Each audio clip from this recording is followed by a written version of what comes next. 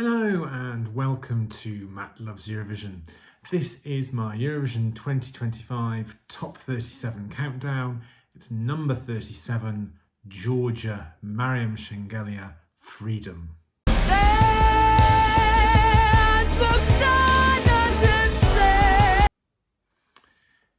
Please do click on the subscribe button, ring that notification bell, and of course like, share and comment below. Now, Georgia secured their first return to the grand final since 2016. Last year, they broke a streak of 6 non-qualifications in a row.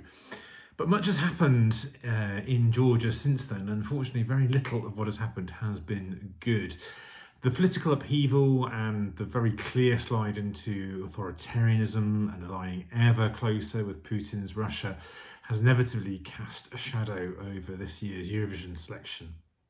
And to be honest, we've been given a song that barely escapes being overt propaganda by the sort of thinnest of margins. And it's sung by an artist who has made their personal support of the new government and its direction all too clear. Now, unsurprisingly, the Georgian broadcaster went for an internal selection this year, given all the things that have been going on in Georgia. And the artist selected is Mariam Shengelia. She is a graduate of the Tbilisi State Conservatoire. She's actually been on a couple of singing contest shows, as many of the Eurovision artists in the past 10-15 years have. I think she's been on Georgia X Factor, possibly one or two others. She was also in the Georgian national selection back in 2020 for Eurovision. I think she finished 6th there, obviously it was unsuccessful, but she had been slated to be a backing singer to Tonika Kipiani, who was at the 2020 contest. Of course, that never happened because the contest was cancelled. Now, it's safe to say that controversy has already surrounded her participation. There was an alleged past social media post of hers, I think it may have been from Instagram, that demonstrated not only was the support for the Georgian government, as it is now, but also was very anti-European and very anti-LGBT as well. And of course, given the core audience of, a big part of Eurovision's audience is, well, obviously European and also LGBT. Neither of the things, of course, went down very well in the fandom. Now, she said in a kind of right-reply interview that she did with a Eurovision fan site that the accusations were absurd and the post was false, have been made up, which could well be true, but it's the kind of thing that someone might say regardless, and she didn't really go out of her way to kind of sort of correct the record in terms of what her views are. And it's certainly there is no doubt that she is a supporter of the pro-Putin, anti-democratic government. Georgian Dream is the party, if you're interested in that. Now, while I try not to connect automatically an artist with their government or their the wider nation state, because clearly they are not necessarily linked. In this particular case, it's not almost impossible to not link those, given that she has been quite a voluble supporter of that government and the type of government that it is, as well as some of those kind of question marks we've got over some of those other views that have been expressed. Makes it very difficult. The song itself, Freedom, extremely ironic in many ways, does strike me as quite a mess of a song. It's not completely without merit, I shall say.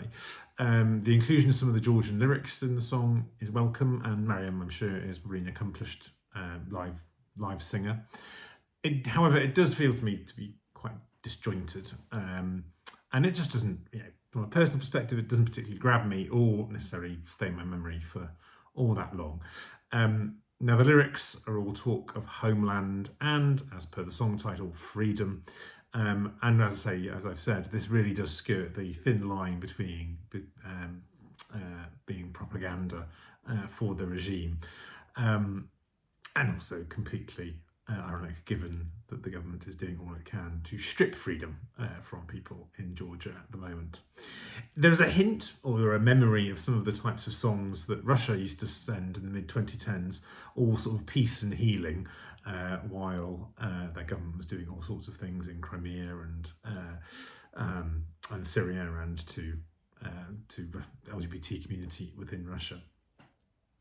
Now, Georgia finally broke their run of non-qualifications last year, as I said, but I feel pretty confident that this is not going to be 2 qualifications in a row.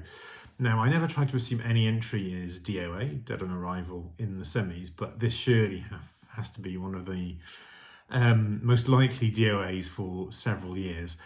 While it has a second half running slot in its semi, the producers have put this on about almost as early as they can in that second half, and they've sandwiched it between 2 popular countries, one of which is Malta, immediately precedes, a very different song style, but it's going to be a big televote winner.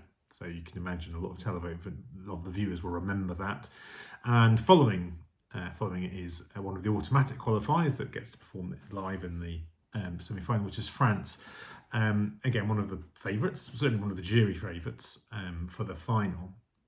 But also it's not that far away in terms of it's a female sung sort of, ballad or a power ballad. And I think that's going to make Freedom not stand out as much. It'll look worse up against Maman and Luan and her live vocal. So this does suggest to me that this is being given pretty little hope by the producers as well.